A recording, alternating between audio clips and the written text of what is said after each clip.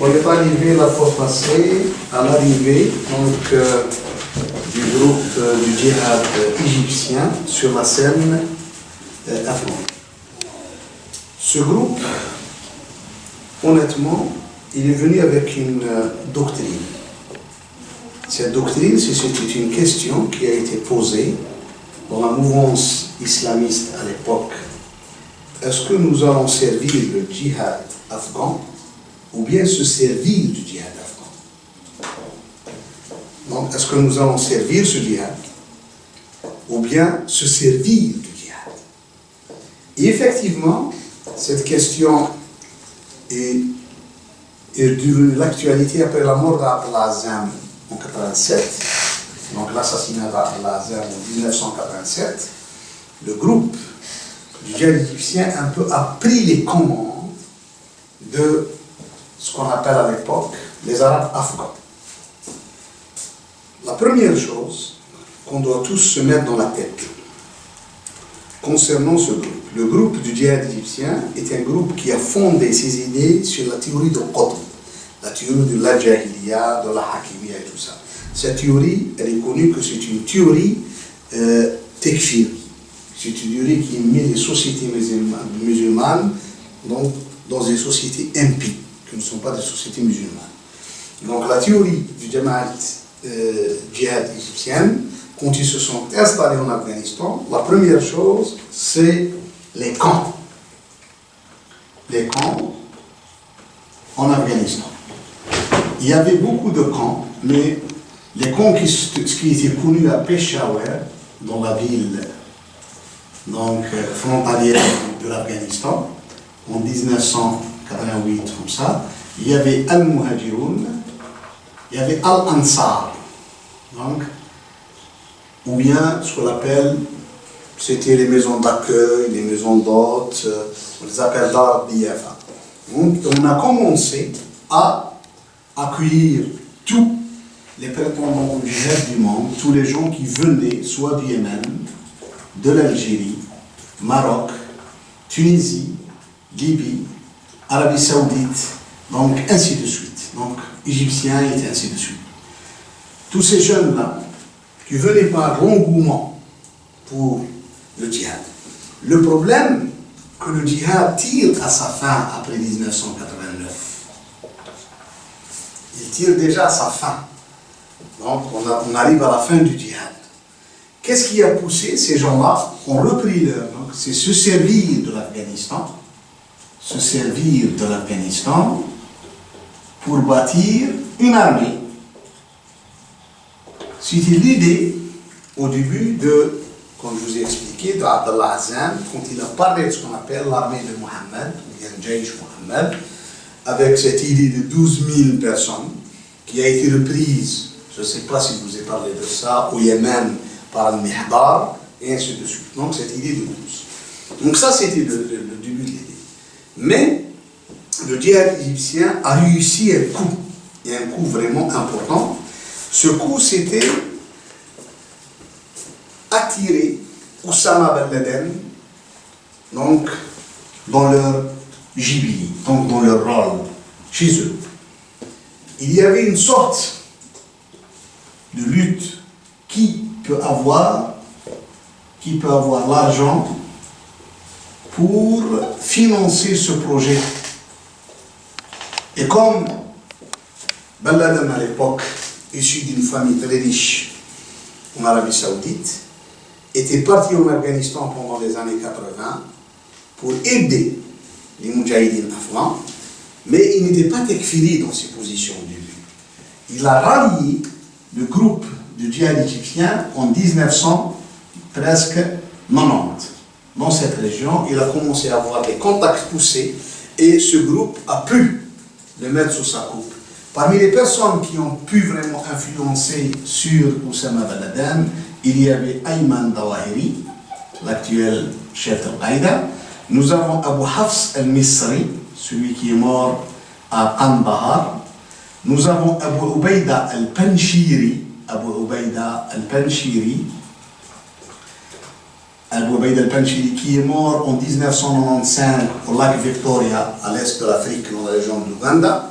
Donc c'est ces gens-là qui ont pu influencer donc Oussama Ben Laden et ont pu trouver les moyens financiers pour financer ce projet. Ce projet a commencé dans les années 1991 en l'appelant à la base. La base, en arabe, ça veut dire Al-Qaïda. Le premier but, c'est accueillir tous les jeunes du monde arabe et du monde musulman qui viennent en Afghanistan, les entraîner, mais avant de les entraîner, les endoctriner. Il n'y a pas seulement l'entraînement, il y a l'endoctrinement à l'école, donc djihadiste, à l'école djihadiste, donc qui est un peu repris dans le jargon islamiste, le fiqh, ou bien la législation des khawarij, généralement, en déclarant apostat, donc l'apostasie des gouvernants et même de la majorité des musulmans.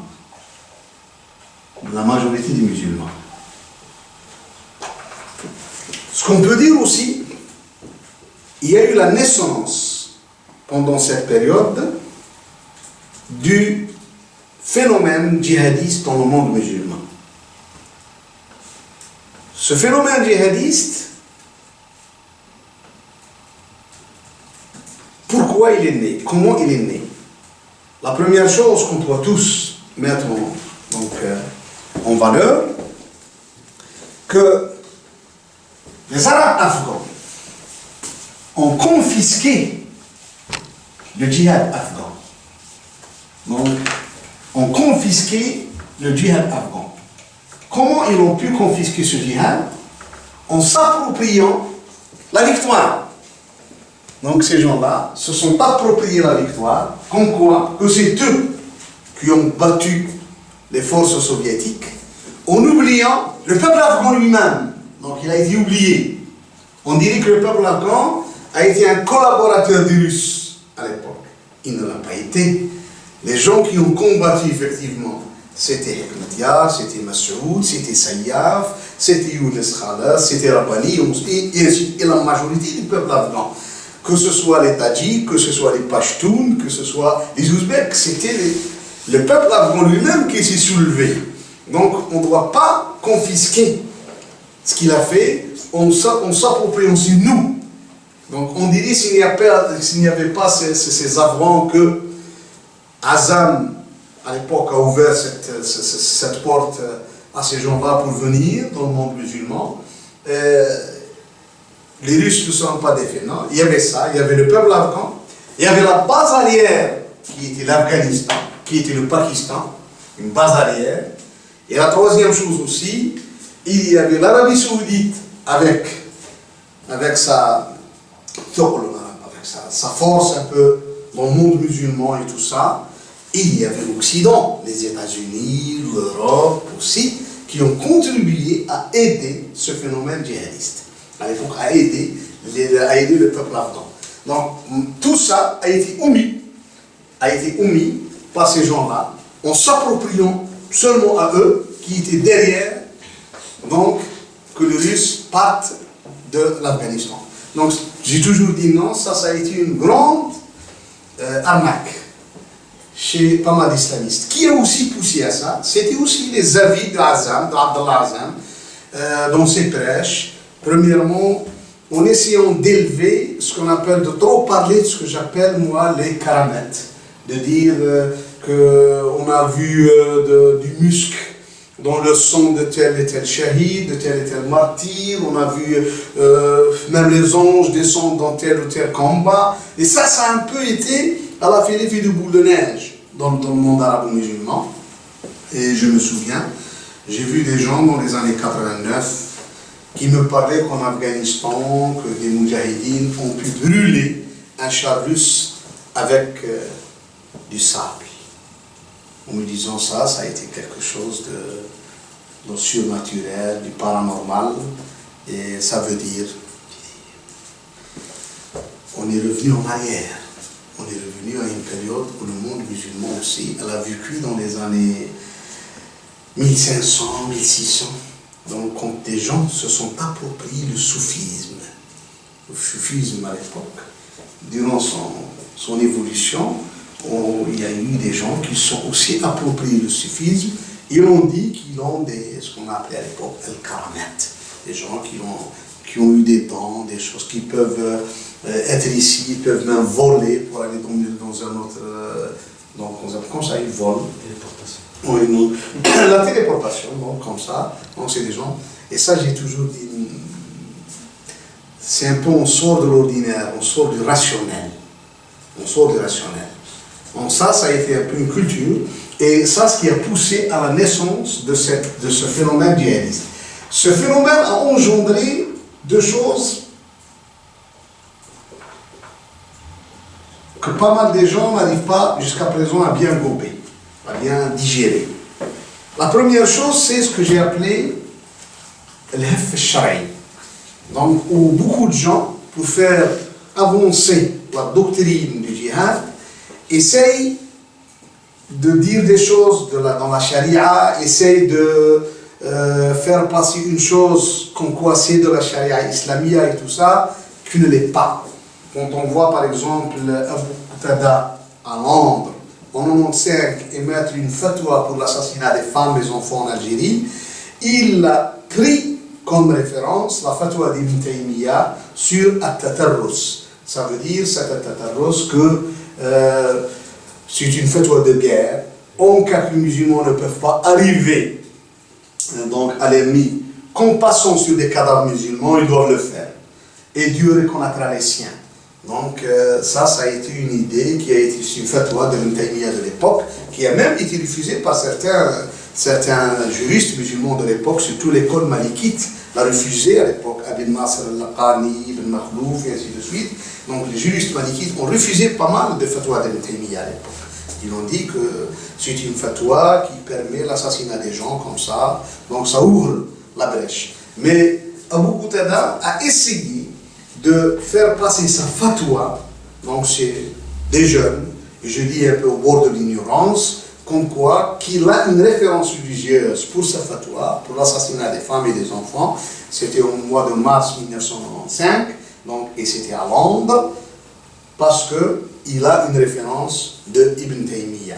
Donc ça s'appelle, que j'ai appelé l'hef al-shara'i. Il y a des gens qui essayent de contourner, qui essayent de dire des choses au nom de la religion qui ne le sont pas. Donc, et comme les autres qui sont devant eux n'ont pas accès, soit ils ne connaissent pas l'arabe, soit ils ne sont pas suffisamment armés religieusement pour donc, contrer ces idées-là. Donc, il se trouve qu'ils sont devant un grand imam, dans un grand faqih, que c'est un allama, c'est un. Donc, il arrive à accepter tout ce qu'il dit. Autre chose aussi, c'était un peu, dans ce contexte aussi, on est rentré dans une période où les gens commencent à croire que aller au djihad, c'est un trophée, gagner dans les échelons de la hiérarchie, donc avoir une notoriété, avoir un but dans la vie. Donc c'est pour ça qu'on trouve des jeunes qui partent en Afghanistan et que n'ont pas mis les pieds à 1 kilomètre de Peshawar. Donc, et ça, on est revenu dans une situation où les gens venaient à Peshawar, s'installer dans ce qu'on appelle ces maisons d'hôtes, pour recevoir ce programme d'endoctrinement et d'entraînement. Mais quand même, on les emmène à l'intérieur du territoire afghan à quelques kilomètres, et on les fait revenir. Il peut donc jurer devant tout le monde qu'il est parti en Afghanistan. Et en disant que je suis parti en Afghanistan, tous les gens croient qu'il a combattu, qu'il a assisté à la bataille de Kandahar, et à la bataille de Kunduz, et à la bataille de Khost, et à la bataille, à la bataille, à la bataille. Donc, il peut dire n'importe quoi, alors qu'il ne connaît même pas la région. Aujourd'hui, on a vu des gens qui ont mis les pieds juste quelques kilomètres en Afghanistan, et ils n'ont pas combattu les armes à la main. Donc ça, et se sont appropriés ce statut de djihad, et il vient te voir, et même dans la mouvance islamiste non djihadiste, on commence à être rabaissé. Les gens se voient un peu d'une façon, quand ils voient quelqu'un de ces gens-là quitter, qu'ils se rabaissent devant lui, parce que là il a fait le djihad. Donc c'est un problème de fond que les musulmans doivent réagir. Et on a oublié d'abord de dire quel programme ces gens-là ont. Personne n'a pu ouvrir ce débat en 1993, 94, 95 pour savoir sur quelle base on est en train de former ces jeunes. Quelles sont les idées qu'ils ont. Eh bien, quand on voit ça, la première chose que ce groupe essaie d'inculquer aux jeunes musulmans, que le djihad est le 6e pilier de l'islam.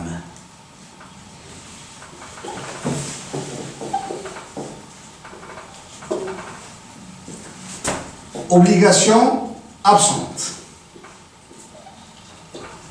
Ça, c'est les idées d'Abd Salam Faraj. C'est un livre. L'obligation absente.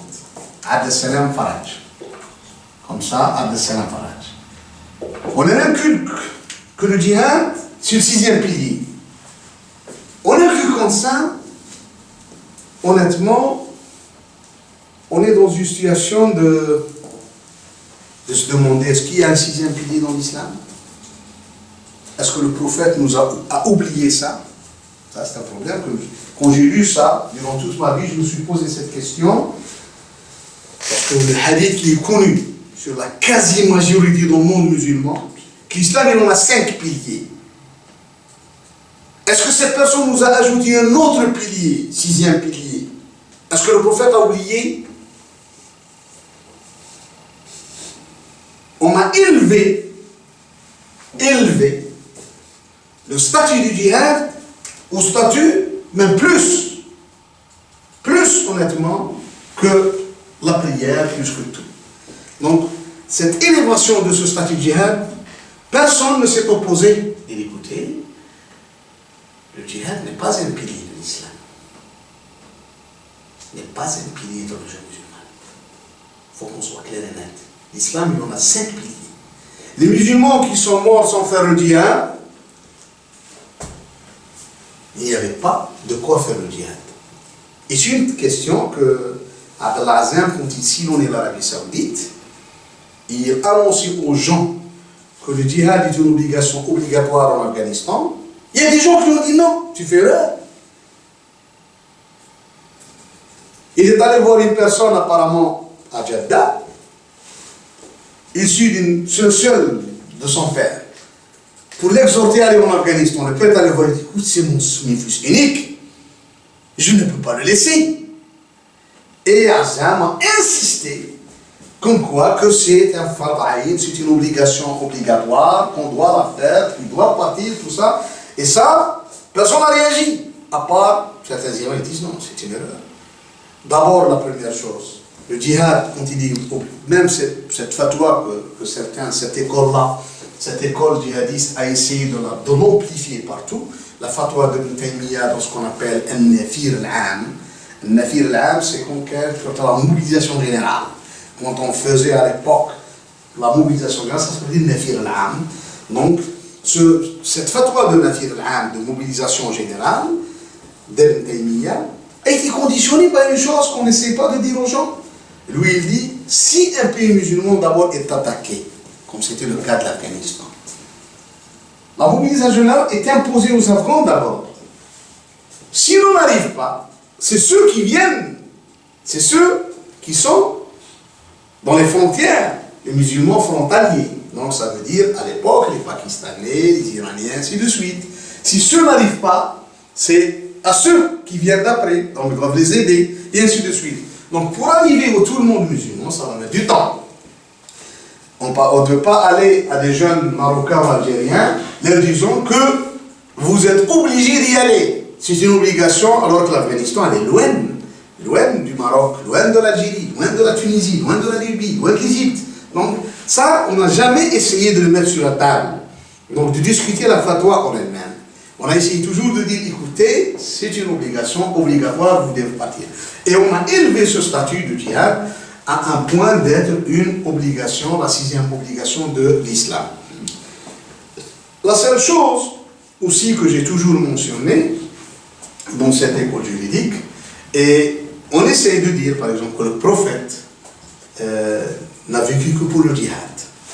il se donne deux hadiths que j'ai toujours refusés, j'ai toujours dit, et je demande aux gens qui font les hadiths, qui sont intéressés par soit les chaînes de transmission de hadiths, soit parce que ce hadith de dire que je suis la personne qui rigole, donc bien joyeux, choses comme ça, et en même temps j'assassine. Ça c'est un problème. Eh bien, il va dire, de toute façon, non, ça je ne suis pas du tout favorable à ce hadith-là. Moi je ne suis pas du tout favorable à ça. Le prophète est une miséricorde pour l'humanité. Pour moi, c'est le prophète que j'ai connu, que j'adhère à sa religion, c'est une miséricorde pour l'humanité. J'ai un verset coranique. Je ne peux pas dire. Et d'ailleurs, il n'en a jamais tué les gens de ses mains, ni appelé à tuer les gens. Il a dit même à la Mecque, j'écoute, il a dit à la Mecque le jour de la victoire, contre les Khouzaïs à l'époque, une tribu qui était un peu alliée du prophète sallam, elle a eu avant l'islam, a eu un problème avec une tribu de Bakr ou choses comme ça, et cette personne, une personne de cette tribu est venue, sans savoir que les choses ont changé à la Mecque, sans savoir que ce n'est plus Quraysh qui commande, c'est les musulmans qui ont pris la ville, et bien les Khouzaïs l'ont vu, ils ont dit écoute, c'est le temps de prendre vengeance de lui. Donc ils l'ont tué, c'était un peu en bas de la Mecque, dans la région un peu, en allant vers le sud de la Mecque, parce que la Mecque c'est un peu le bas de la Mecque. Et bien, donc ça s'appelle El-Misfala à la Mecque. Jusqu'à présent, ça s'appelle El-Misfala. Donc quand vous allez à la Mecque, c'est boulevard Ibrahim el-Khalil, vers la fin de ce boulevard, en allant vers Koudaï, vers Saad Koudaï. Et bien, le prophète est descendu du tir de la Mecque, il est venu, il a dit cessez de tuer les gens. Cessez. Il dit, s'il y a 3 ou 4, ça suffit. On ne peut pas. Donc, ça, et cette école-là essaye par tous les moyens de faire passer ce hadith-là, comme étant quelque chose d'une obligation qu'on doit être dans ce contexte-là. Donc, ça, honnêtement, j'ai toujours demandé à des frères qui sont intéressés par les hadiths, par l'école des hadiths, d'essayer de voir dans ces hadiths eux-mêmes s'ils sont vrais, s'ils sont d'abord authentiques à 100%, s'ils ne sont pas authentiques à 100%, s'il y a quelque chose, s'ils ont une autre connotation, une autre interprétation, parce que comme ça, assassiner les gens, pour moi, il y a un problème de fond qu'on doit essayer de discuter. La deuxième chose, cette école-là essaye de faire passer en avant une autre idée. C'est ce qu'on appelle jihad al-talab. Jihad al-talab. Donc, qu'est-ce que ça veut dire jihad al-talab? Il y a jihad al-dafa'. Jihad al-dafa', c'est un peu qui est connu que c'est le jihad al-dafa', c'est connu, c'est pour se défendre. Donc, et ça, les musulmans l'ont toujours fait, et il est connu mondialement, c'est une légitimité de faire de la résistance quand il y a une invasion extérieure. Par contre, qu'est-ce que ça veut dire jihad al-talab? Jihad al-talab, c'est des groupes musulmans aillent eux-mêmes porter la guerre ailleurs. Donc, et ça, c'est une des erreurs qui a été commise à l'époque par Bassayev, le Tchétchène, l'affaire tchétchène à l'époque. Quand on a commencé dans les années 90, quand il y a eu l'accord avec le général Lebed, donc Doudaïev, puis il y avait l'accord, c'était un peu, on s'acheminait vers la reconnaissance donc de la Tchétchénie en tant qu'État indépendant de la Russie. Le problème que M. Bassayev, à l'époque, je ne sais pas avec qui était avec lui, Khattab, c'était un certain Khattab, qui est mort, je crois, en 1997. Il est d'origine du nord de l'Arabie Saoudite ou de la Jordanie, dans cette tribu-là. Donc c'est un arabe de souche qui était avec lui, qui ont décidé de porter la guerre dans les autres républiques du Caucase. À l'époque, soit le Daghestan, soit l'Ingouchie, choses comme ça.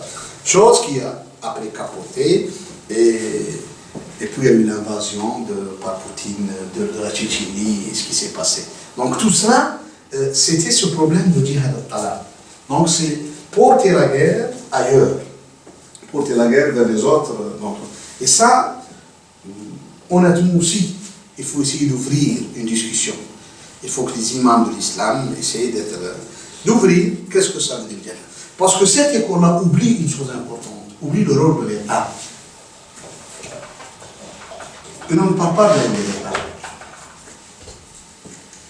Donc ça, parmi les personnes qui ont vraiment poussé vers cette doctrine, il y avait, comme je dis, Abdel Salam Faraj, il y a un autre, c'est un Syrien d'origine de la région de Alep, et il s'appelle Seti Mariam Safwan, alias Ammar Abdel Hakim, alias Abu Musab al-Souri.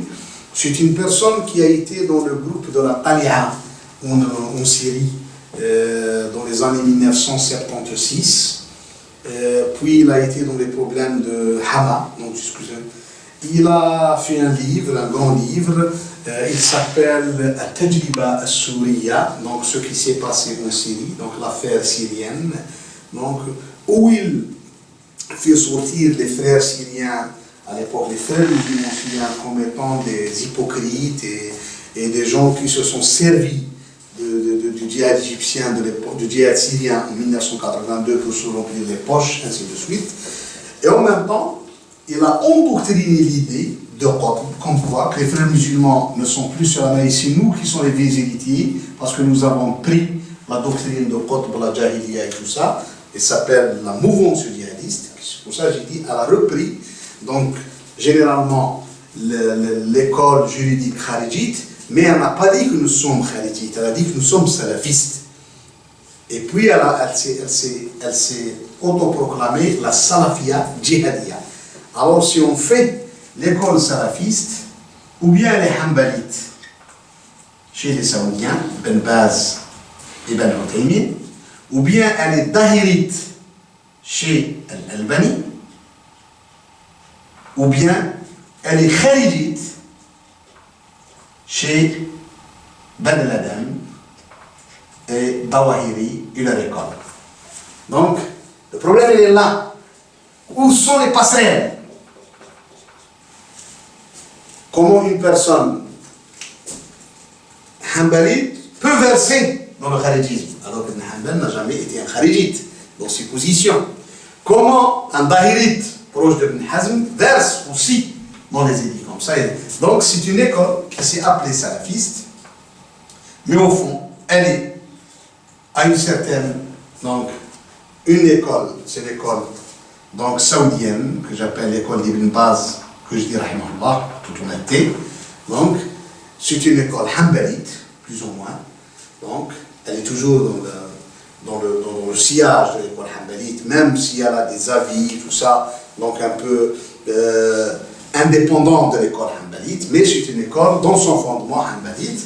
L'école de l'Albani, elle est plus ou moins proche du dahirisme d'Ibn Hazm. Donc même l'Albani, il faut le dire, si on essaiera de décortiquer un peu les avis de l'Albani, on trouvera que la plupart de ces avis émanent de Al-Bayhaqi.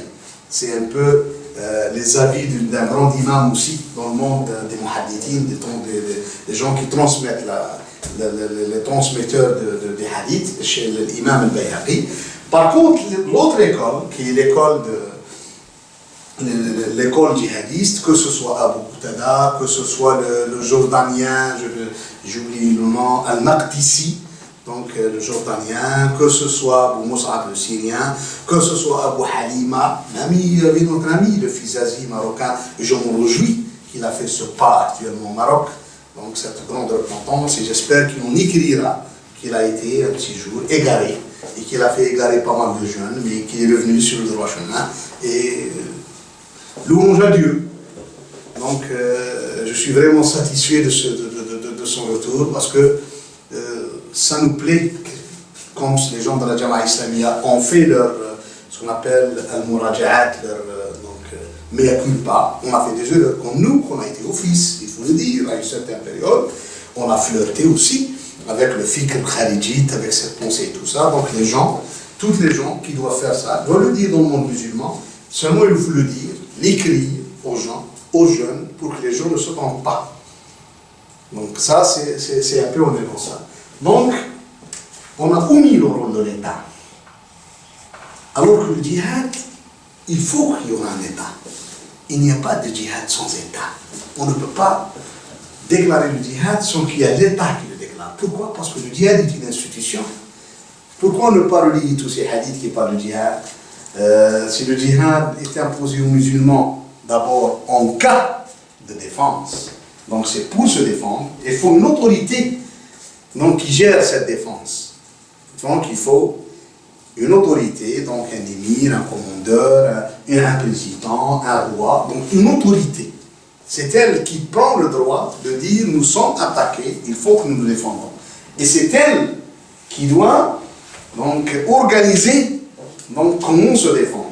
Parce que le djihad est une institution, il y a des gens qui vont combattre, mais il y a des gens aussi qui travaillent, il y a des gens qui vont...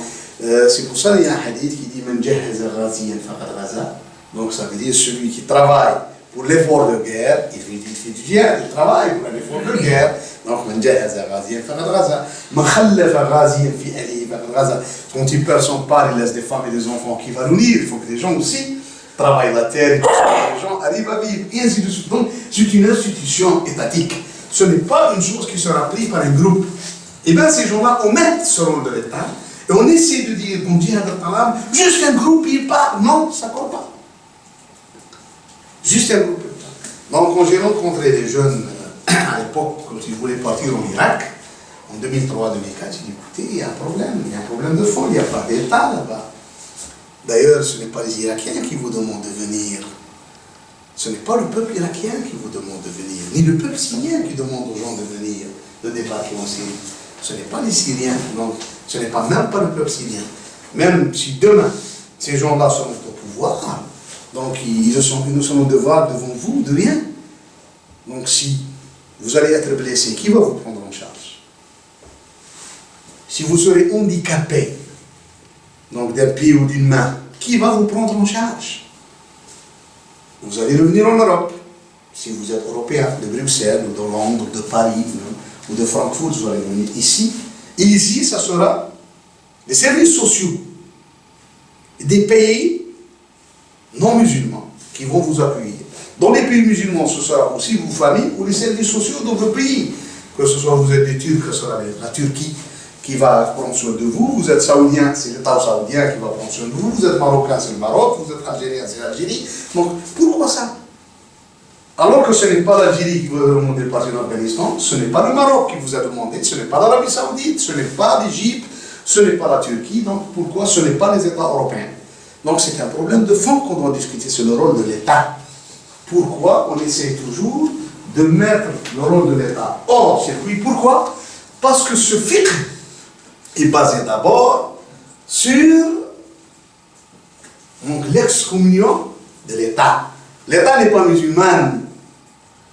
Une personne, quand il m'a dit ça, je dis oui, l'État n'est pas musulman. Je parlais de la Belgique, j'ai dit 1000 jours où tu auras la jambe qui ne va, c'est l'État non musulman qui va te financer à l'époque. Tu vas venir ici, tu vas demander ici au ministre des Finances, donc pour être reconnu handicapé, recevoir la pension d'invalidité à vie. Donc tu vas vivre aux dépens du contribuable belge, ou bien du contribuable anglais, ou français, ou américain, ou canadien, ou suédois, je ne sais pas. Et aussi au dos du contribuable musulman, du Maroc, de l'Algérie, de l'Égypte, de la Tunisie, de l'Arabie Saoudite, du Yémen, et du Pakistan, et ainsi de suite. Tu vas vivre aux dépens des autres musulmans qui travaillent que toi, tu as déclaré leur État, et eux-mêmes, que toi, ils ne sont pas musulmans. Donc ça, c'est un problème de fond, que les écrits, et je le dis honnêtement, les écrits du djihad égyptien, tout ça, c'était l'idée de Jahiliya. Ça a été une idée grave. C'est pour ça, les frères musulmans, dans leur philosophie actuelle, doivent dénoncer les idées de Qutb. Doivent dire que Qutb a induit le monde musulman dans une impasse. Les gens n'arrivent pas à sortir. N'arrivent pas à sortir de la crise. Jusqu'à présent, il y a beaucoup de musulmans qui croient que les États musulmans ne sont pas musulmans, que les chefs d'État musulmans sont tous devenus des impies, y compris. C'est pour ça qu'on a eu dans ces idées-là. C'est l'un des problèmes qui sont posés, et qui sont posés honnêtement avec insistance. Parce que pourquoi on a déclaré? On a commencé d'abord par, ce n'est pas par déclarer les autres États. Déclarer l'État saoudien elle-même. On a ce groupe-là. Quand tu rentres, tu vas en Afghanistan, le premier livre que tu vas lire dans l'excommunion des États, c'est l'État saoudien. C'est le livre d'Abdelkader Ben Abdelaziz, donc qui parle comme ça, il est écrit en arabe, Al-Kawashif Al-Jaliya, vous pouvez l'écrire, Abdelkader Ben Abdelaziz, donc, Ben Abdelaziz, c'est Al-Kawashif, Al-Kawashif Al-Jaliya, في كفر الدولة السعودية في كفر الدولة السعودية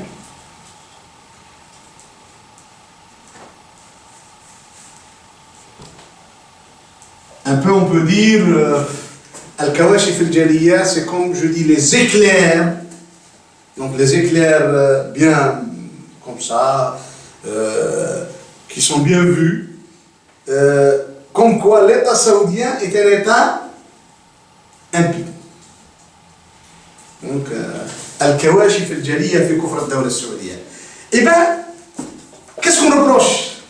Ça, le livre a été écrit dans les années 40 ou dans les années 50, et il visait le fondateur de l'État saoudien, le roi Abdelaziz. Donc le fondateur de l'État saoudien, le roi Abdelaziz, donc, qui était visé. Pourquoi? Parce que le roi Abdelaziz, pour eux, ce que dit Abdelaziz, donc moi je dis que c'est mince.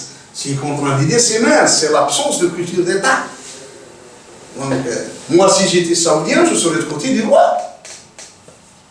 Je dis que le roi il a raison.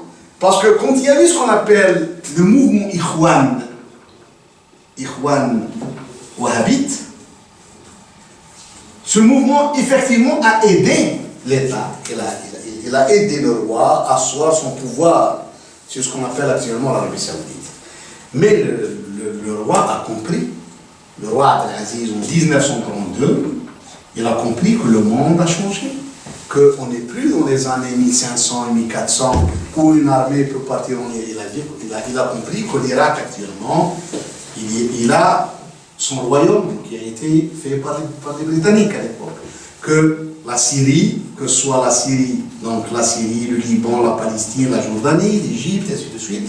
Donc il s'est confronté de l'Arabie Saoudite. Alors que si Ikhwan voulait aller au-delà, ne pas arrêter soi-disant le djihad, partir, comme je dis, on revient à ce djihad talab, cette idée-là, d'aller en Irak, d'aller comme ça et de ne pas terminer.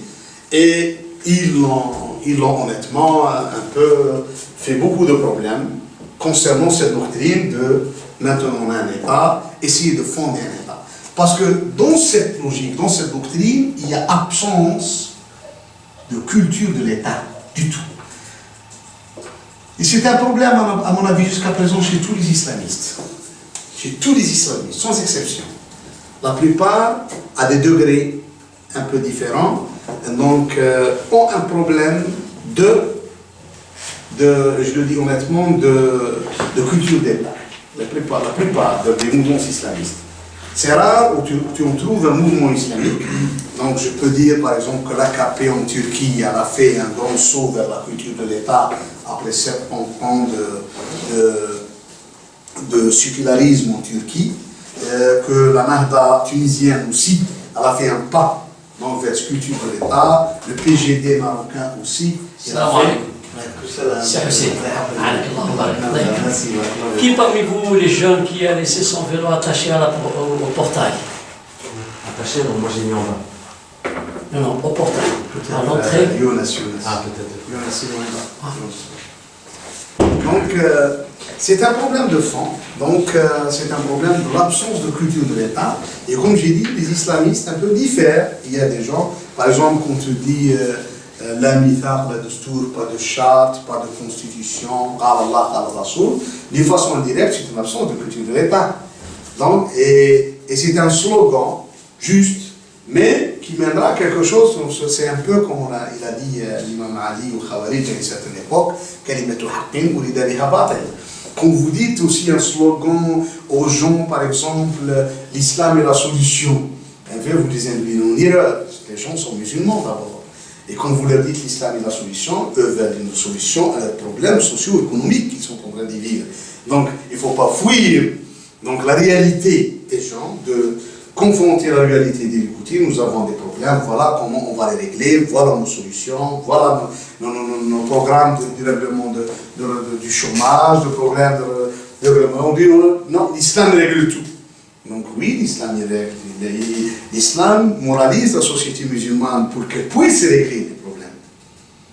C'est ce qui fait l'islam. L'islam il moralise. Ça veut dire celui qui est au gouvernement ne peut pas voler, ne peut pas faire un peu de la neb, comme on dit, essayer d'être une personne qui commence à neb. Quand on dit neb, c'est un peu quelqu'un qui fait du pillage. Parce qu'il y a des gens, ils ne volent pas, ils pillent. Donc, c'est du pillage de ressources, de l'État et tout ça. Donc, l'islam, effectivement, moralise la société. Mais il faut dire aux gens, non, il faut montrer vos programmes. Donc, c'est un problème de fond. C'est pour ça que je dis qu'il y a une absence de culture de l'État. Donc, chez pas mal d'islamistes, ça, c'est mon avis, je peux me tromper, c'est un avis que je donne.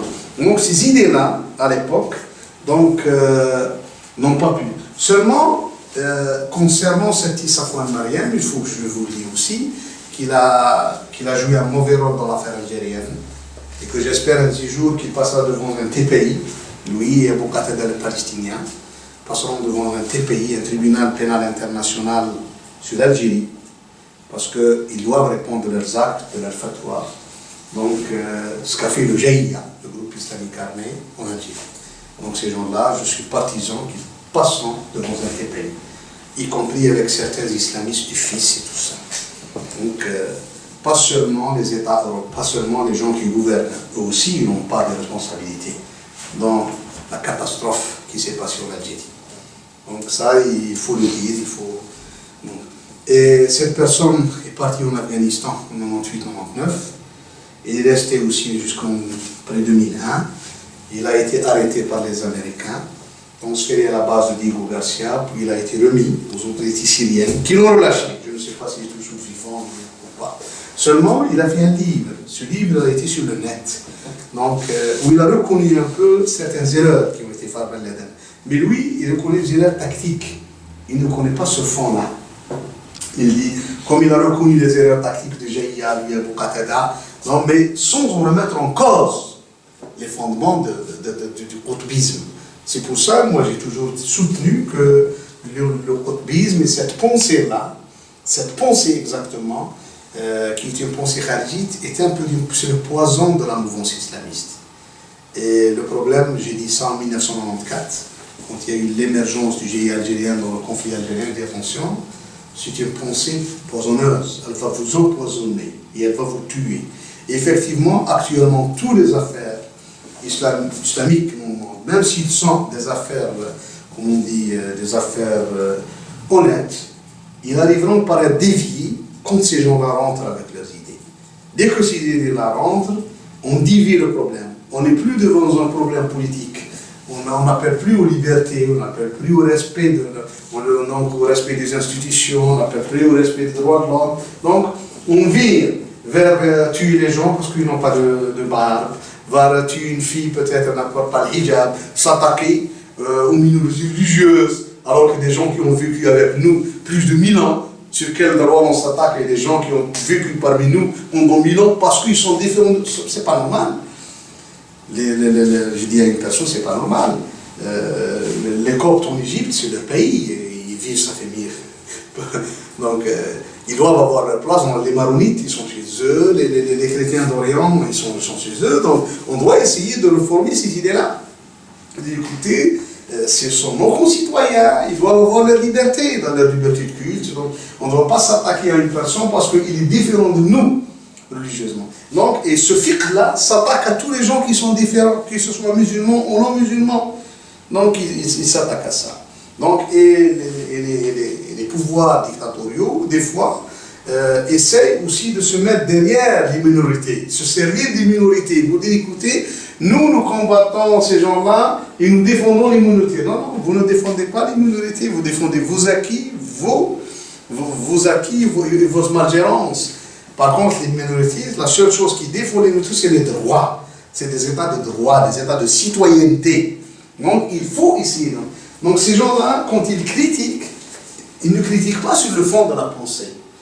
Donc, il peut critiquer une personne Moi, je ne critique pas la personne, ça ne m'intéresse pas les gens c'est des êtres humains. Hier, j'ai vu par exemple Fizazi en 1999, j'ai entendu dire des choses que quand je l'ai vu faire la prière, j'étais content parce que je vois qu'il a fait un cheminement. Je ne le critique pas dans sa personne. J'ai critiqué à l'époque sa fatwa. Quand il a donné une fatwa à l'époque à Milan, donc il était dans le centre islamique de Milan, et c'était les tekfiris qui régissaient ce centre. Donc on lui a posé la question, est-ce qu'on doit d'abord, à l'époque, respecter les lois de ces pays-là? Et je vous dis qu'est-ce qu'il a dit. J'ai entendu. Il a dit, écoutez, les Européens ont fait des lois et tout ça, mais on ne doit pas respecter ces lois dans tous les domaines. Une personne lui a parlé du feu rouge. Il a dit la journée, oui. La nuit, il n'y a rien dans le carrefour, il y a un feu rouge et tu attends. Pourquoi tu attends? Et une autre personne qui a dit, écoute, Cheikh, il y a les caméras. Comme ça. Ah, il a dit ça, c'est une shaitana, les caméras. Lui, on lui a posé une autre question. C'était plus grave. Est-ce qu'il est permis de voler ces gens-là? Est-ce qu'il est permis de voler les non-musulmans? Ça, c'est une fatwa que ce courant-là l'a fait marcher ici en Europe au nom de la Ghadima, du butin, qui a fait aussi. Quoi? Sa réponse a été écoutée, comme ça. Il a employé, je me souviens, le mot chouma, qui est un mot marocain, c'est une honte. Il a dit quelqu'un avec une grande barbe, il va rentrer dans un grand supermarché pour voler dentifrice. C'est pas normal. Si vraiment tu es obligé de faire ça, fais quelque chose de grand. Donc, s'attaque à la Bring Ziegler, il prend 20 millions d'euros. On appelle du banditisme, du grand banditisme. Ça, il a dit. Il lui a posé la question, parce que pour être sûr, qu'est-ce qu'on fait de cet argent? Il a dit le un tiers pour toi, le un tiers pour les pauvres et les malheureux, le un tiers pour le djihad. Ça, c'est une fatwa de Fizazi. Et s'il m'entendra de ces jours comme ça, j'espère qu'il doit avouer cette fatwa. Et qu'il doit la désavouer religieusement. En quelle année? 99 ou 98, je me souviens, c'était... Oui. Pas en 1930. En 1999, ça fait 15 ans. Vous avez dit, il est vivant, hein, il est au Maroc. Hein. Mais maintenant qu'il a fait... Non, maintenant qu'il a fait une tawba, qu'il a changé dans ses idées, alhamdoulilah, on n'est pas contre lui parce qu'il a changé. Mais à Bruxelles aussi, dans certaines mosquées à Scarbeck. Je me souviens, il est venu, lui, à Bruxelles. Il est venu à la mosquée de Mouahidine à Laken, je l'ai vu. Il n'a pas parlé de ça, mais il a parlé de s'est attaqué à Qardawi à l'époque, parce que Qardawi a autorisé qu'une femme peut voyager seule. Si par exemple quelqu'un, donc en avion, envoie sa fille ou sa soeur ou sa femme de Casablanca à Bruxelles, et c'est son fils qui va l'attendre ici à Bruxelles, ou son frère, ou chose comme ça, sans qu'il y ait avec elle un tuteur. Il a dit le Qardawi a légalisé, alors il ne faut pas voyager. Et c'est plus attaqué à Qardawi.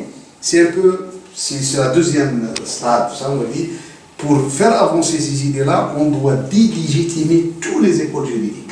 On s'attaque à Al-Azhar, à Ulama Al-Azhar, on s'attaque, donc Ulama Al-Azhar sont soufis, on s'attaque à tous les gens. Quand ils vont dans un pays, la première chose, ça s'appelle déraciner les gens et les rester sans aucun repère, sans aucune référence. Donc, tous les gens sont ou bien à la solde du pouvoir, donc c'est des gens qui travaillent pour le pouvoir, donc, ou bien c'est des gens qui ne connaissent pas la charia, ou bien c'est des gens qui, soi-disant, pour eux, c'est pas la vraie religion, ils essaient toujours de contourner telle et telle chose. Et ça s'appelle en arabe Darb al-Marji'iyat al-Mahalliya. Donc, dès que ce groupe-là rentre dans un pays, au Maroc, comme en Ouzbékistan, comme au Sénégal, comme au Kenya, comme ici en Belgique, si demain ils viennent, ils s'installent, ils vont s'attaquer à tous les imams de Bruxelles. On dirait que ces gens-là ne connaissent rien, ne sont pas des imams, ils savent rien. Les seuls qui connaissent, ce sont leurs références. Ça, c'est une technique qui était connue chez ce groupe-là. Donc, il est venu les passer à Khalid, il est passé à Hambourg. C'était pendant le mois de Ramadan, je me souviens comme ça, dans cette période-là. Donc, il a fait un peu actuellement une évolution. Je reviens pour Abdelkader Ben Aziz, donc il a déclaré à l'époque, et ce livre il est d'actualité chez les Tekfiris jusqu'à présent, Donc il est d'actualité, comme quoi. Et on s'attaque à l'État saoudien, comme on n'est plus l'État musulman, donc ça veut dire, de facto, les autres États, donc, sont plus ou moins au circuit. On ne parle pas du tout. Donc ça, c'est des idées qui ont été avancées par ce groupe-là. Et pour faire avancer, même on a eu par exemple Al-Dawahiri qui a fait aussi un livre aussi début des années 80 pour délégitimer à l'époque les frères musulmans. Parce que pour lui, les frères musulmans, c'était un peu la mouvance qui appelait à l'époque, qui voulait sortir du djihadisme vers un peu le politique.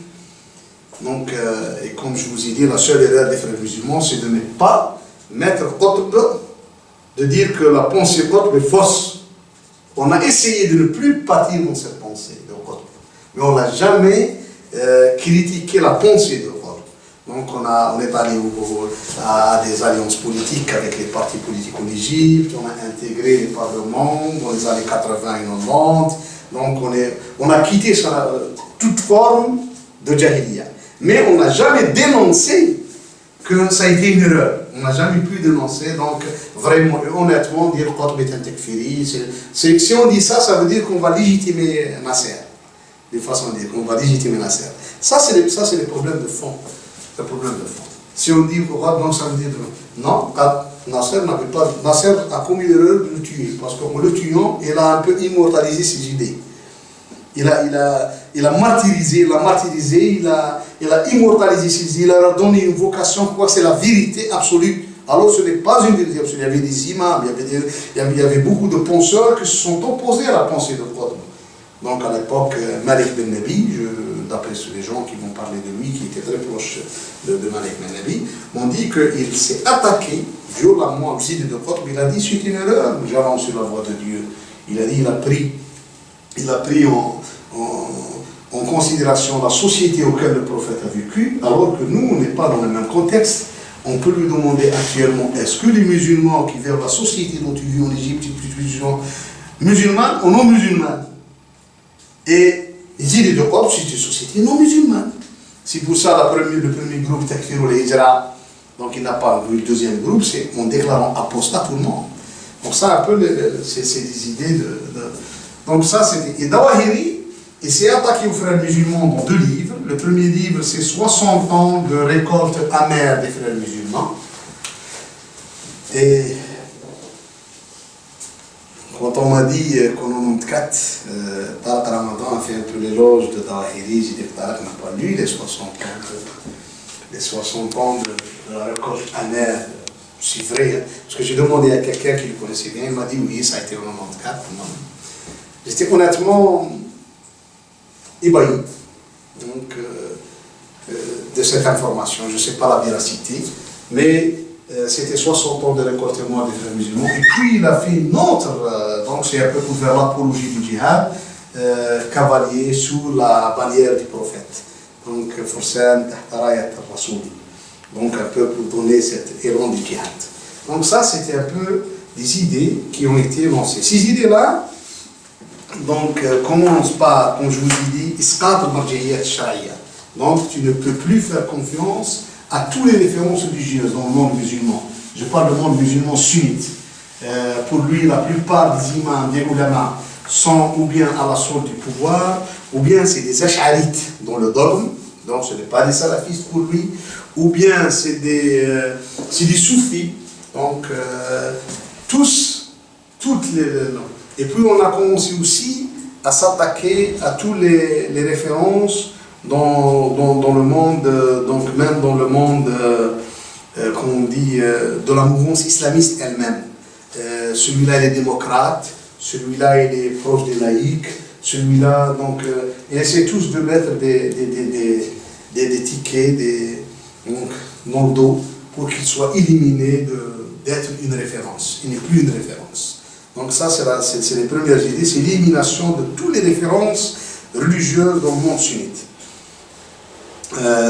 Puis bâtir, tout ce qui a été bâti, comme fiqh, comme idée, c'était sur les avis de Qutb, qui se limitaient à la jahiliya et la hakimiyya, comme se dit. Donc le mot jahiliya et le mot hakimiyya, ils ont essayé de se coller, c'est ça le problème, je dis de se coller au fatwa d'Ibn Taymiyyah. donc les fatwas d'Ibn Taymiyyah, on a essayé de trouver une référence donc d'Ibn Taymiyyah dans ce contexte-là. Ça demande à ouvrir une discussion sur le fiqh d'Ibn Taymiyyah et sur l'évolution de ce fiqh d'Ibn Taymiyyah. Donc, qu'est-ce qu'il a dit Ibn Taymiyyah, où il est Ibn Taymiyyah? Parce que Ibn Taymiyyah pose problème dans le monde. Donc, dans les idées, si on fait des études vraiment approfondies, on trouve sa position envers ce qu'on appelle la métaphore, le majaz. Pourquoi? Il a nié son existence dans le Coran. Sur quelle base? Sa position envers la pensée rationnelle et la philosophie. Il a été trop radical dans ses positions, ça. Et sa position envers les soufis en général, le soufisme, donc aussi, qui pose problème dans l'évolution. Et la dernière des dernières qui pose problème, c'est pas sa position concernant la visite de la tombe du prophète. Donc aller à Médine, visiter la tombe prophétique. Aussi, ça pose problème. Par contre, il a pu émerger dans pas mal de fiqh, dans pas mal d'avis juridiques, qu'ils sont à son honneur. Donc quand c'est le premier à remettre en cause le problème de divorce, donc de mettre les 3 divorces dans un seul divorce. C'est le premier à essayer, dans le monde musulman à l'époque, de faire une étude comparative entre